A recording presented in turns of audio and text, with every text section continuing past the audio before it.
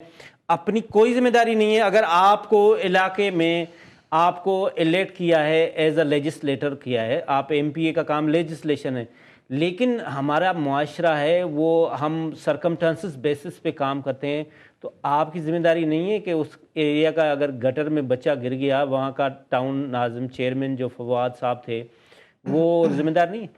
Sir थोड़ा सा मुझे टाइम दीजिएगा तेबू प्लीज़। साहब। फैज़ुर रहमान साहब ने जो बात की, मैं उनके जज्बात की कदर करता हूँ। यकीनन कराची से बिलोंग करते हैं और कराची को इस तकलीफ़ और इस कुर्ब में देखते हैं, वो उनके अल्फाज ये निकले। तो फैज़ुर रहमान साहब देखें, आप मेरे भाई हैं। कराची की जो सूरत हाल है ना इस वक्त, आप कह रहे हैं घुटने पकड़ लें चले जाएं, हम पकड़ने के लिए भी तैयार हैं, कई दफ़ा गए भी, और हमने अपने ऊपर जो है वो बहुत सारे ब्लेम भी बर्दाश्त किए।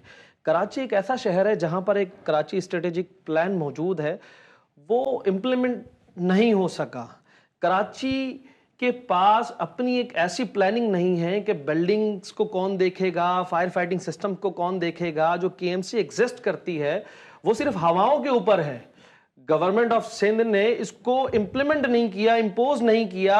हम किससे जाकर बात करें? देखें, यहां पर केएमसी के मातहत फायर फाइटिंग सिस्टम है ना, तो हम तो बैठ के बात करने के लिए भी तैयार हैं। हमने कहा ठीक है, साबिक गवर्नर साहब ने एक बात की, मोइनुद्दीन हैदर साहब ने, कि जो थर्ड टियर हुकूमत है लोकल बॉडीज का, उसको बाइख्तियार किया जाए, क्योंकि लोगों का, आम आवाम का जो इंटरेक्शन है वो डायरेक्ट लोकल बॉडीज के निजाम से होता है। लोकल बॉडी की हुकूमत को, थर्ड टियर हुकूमत को पाकिस्तान पीपल्स पार्टी बाइख्तियार करने के लिए तैयार नहीं है। अगर आप मुझसे कहेंगे एज एमपीए, मैं लेजिस्लेटर हूं, यकीनन जो नॉर्मल आवाम है हमारे इलाकों में रहने वाली, शहरों में रहने वाली, उनको इससे कोई फर्क नहीं पड़ता कि एमपीए काम करेगा, एमएनए काम करेगा, काउंसलर काम करेगा। वो जो वोट कास्ट करते हैं ना, वो यही सोच के करते हैं कि मेरे मसाइल को ये शख्स हल करेगा, उसके बाद वो असेंबली के फ्लोर पे या काउंसिल पे भेजते हैं। लेकिन हकीकत ये है कि ये जो बुनियादी इश्यूज हैं लोगों के, ये कौन हल करेगा? ये मेयर कराची हल करेंगे, ये टाउन चेयरमैन हल करेंगे, यूसी चेयरमैन हल करेंगे, वार्ड काउंसलर हल करेंगे? कैसे करेंगे?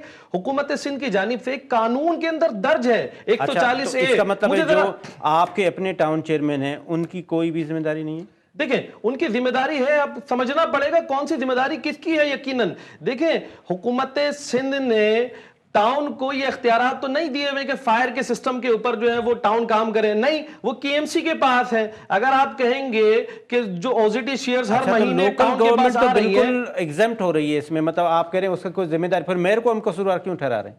सर यही तो हम कह रहे हैं। हम तो कौमी असेंबली पे शोर करते हैं, सूबाई असेंबली पे शोर करते हैं, यही तो कह रहे हैं बार बार, जो 140 ए की तशरीह मौजूद है आइन के अंदर, वो इख्तियारात आप क्यों नहीं देते मेयर कराची को? वो इख्तियारात आप क्यों नहीं देते टाउन चेयरमैन को? मैं फिर गलती पे था, मैं कह रहा था कि मेयर को जो रिजाइन करनी चाहिए। मेयर के पास जिस टॉपिक पे हम बात कर रहे हैं, देखें, आज मेयर कराची वाटर कॉर्पोरेशन के चेयरमैन हैं, आज mayor Karachi Sindh solid waste का जो है वो चेयरमैन है, आज मेयर कराची केएमसी के सरबराह है।